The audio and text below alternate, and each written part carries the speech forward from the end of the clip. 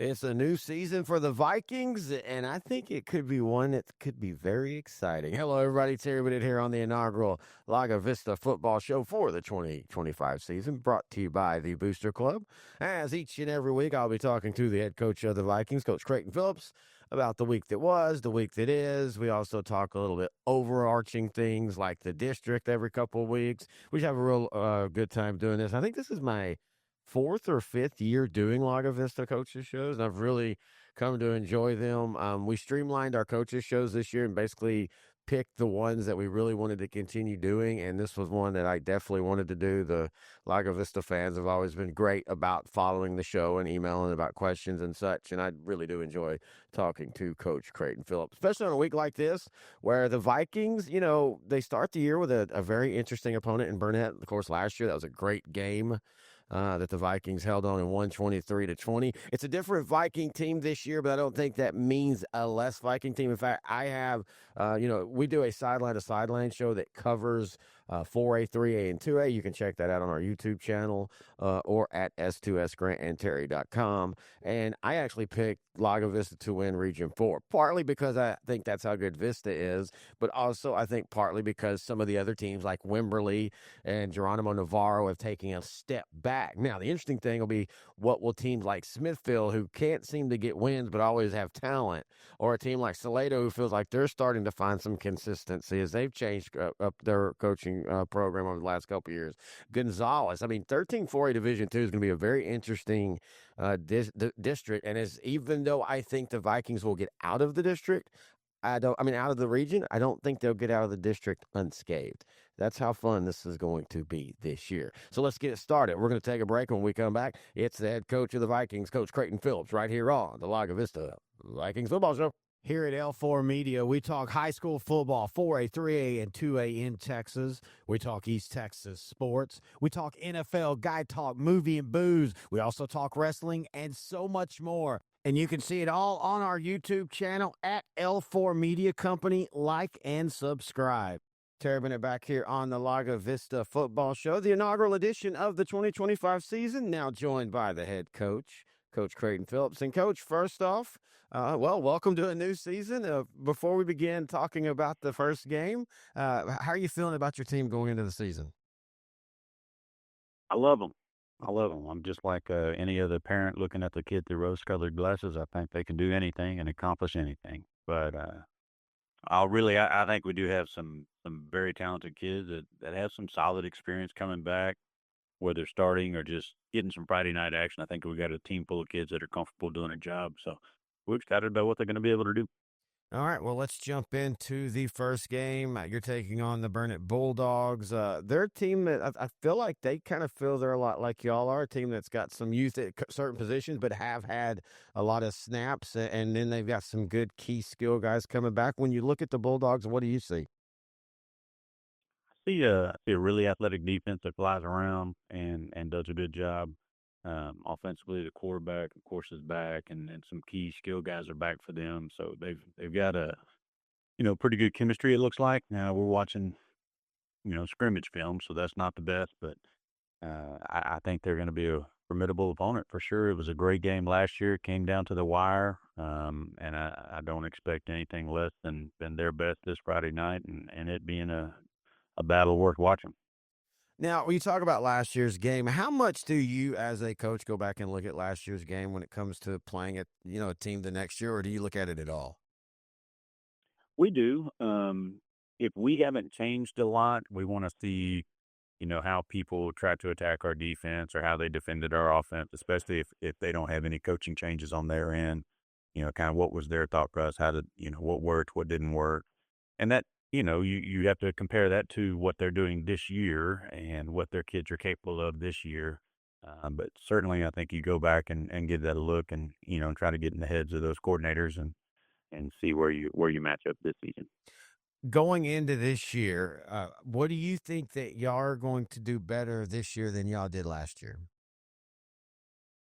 I hope we throw the ball better this year. Mhm. Um, Trip being, he came in about halfway through his sophomore year and finished out the season and, 13 games last year as a starter.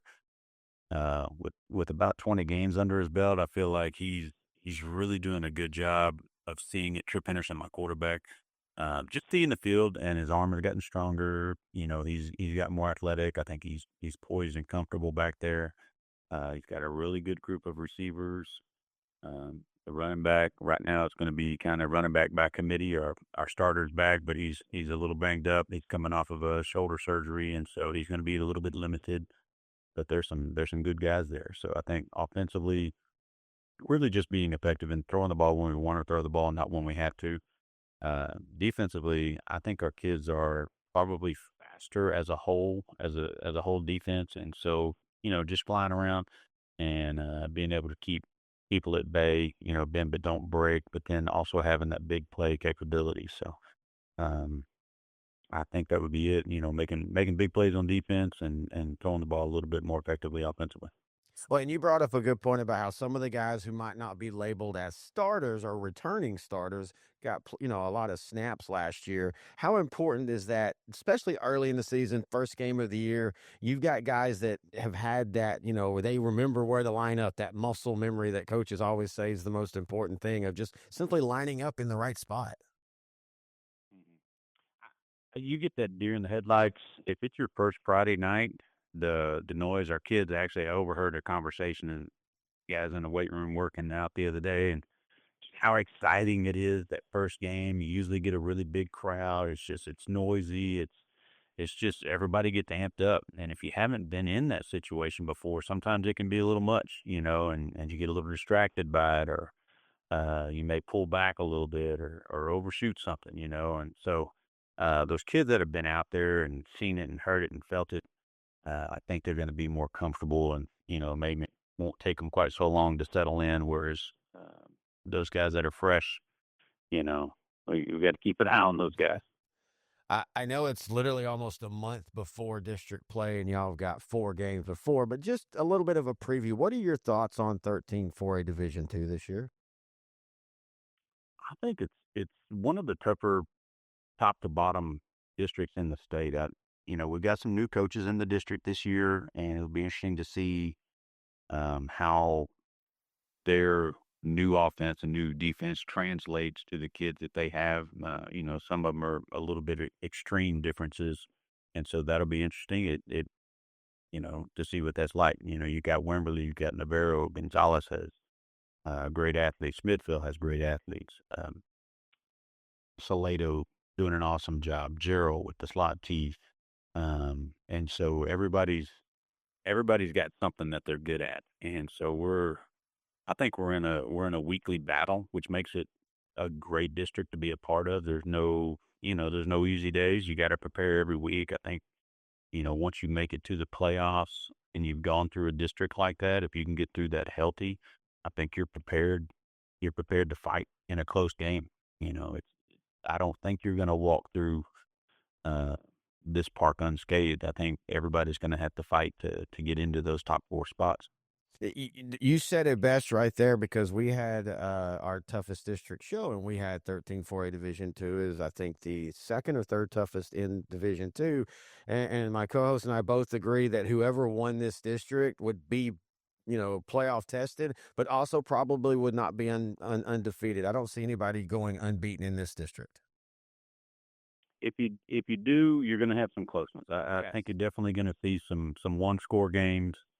Of course, football's bouncing funny ways, and sometimes people catch a streak of good bounces. But I do think you're gonna have to fight. If you go undefeated in this district, you're gonna have to have a lot of things go your way to get through this gamut. Hey, Coach, are you ready to elevate your locker room experience? Well, at H&H Locker Solutions, we pride ourselves on delivering the highest quality lockers at the lowest cost in the Southeast.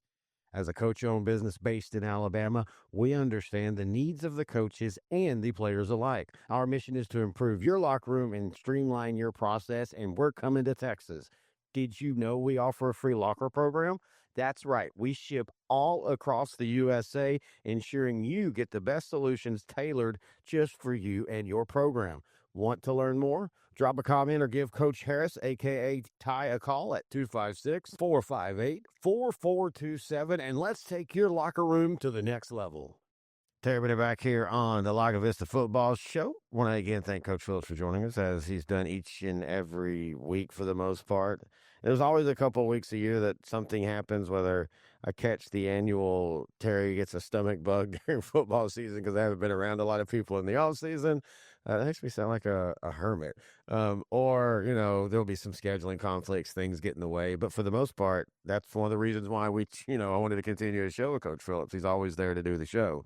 And I think this is going to be a really fun year to do this show. Not only just talking about the district, but I mean the non-district with Waco Conley, who is always just absolutely loaded. A Taylor Duck team that seems to be in transition, but I've heard from people down there that there's a little bit of excitement. And then, of course, as we're talking about with district, and especially with how that district draw hits, you're going to know most likely you're in the playoffs by that second to last district game. But you still feel, even with the changes at Navarro, even with the changes at Wimberley, even though Wimberley's changes weren't quite as extreme as they hired in staff, and you're not going to see a very different Wimberley team. Now, Navarro, you will. And that'll be interesting to see. If you don't know, Navarro's Rob Blunt left. He went to George West. They have a new coach now. They're doing things different. Navarro's been known for running that slot, heavy run, wing T combo. Now they're still going to run the ball, but Coach Glenn Hill, the name sounds familiar. He is kin to the head coach of Smithson Valley. They're going to still run the ball heavy, but they're just doing it out of different formats, a little bit more, or a little different formations, not formats. It's early, first week of the season. I'm going to make some mistakes, but they're going to still run the ball out of some spread formations and stuff. But they do have that ability to throw the ball that Navarro has not had for many, many, many years, at least consistently. So again, that is why I keep saying this is going to be a great 2025 for the 13-4A Division II district. A district that I hope when realignment hits doesn't change too much. I like this district. This is a fun district, and let's just have fun on the ride. So until next week, you've been listening to the Lago Vista Football Show right here on L4 Media.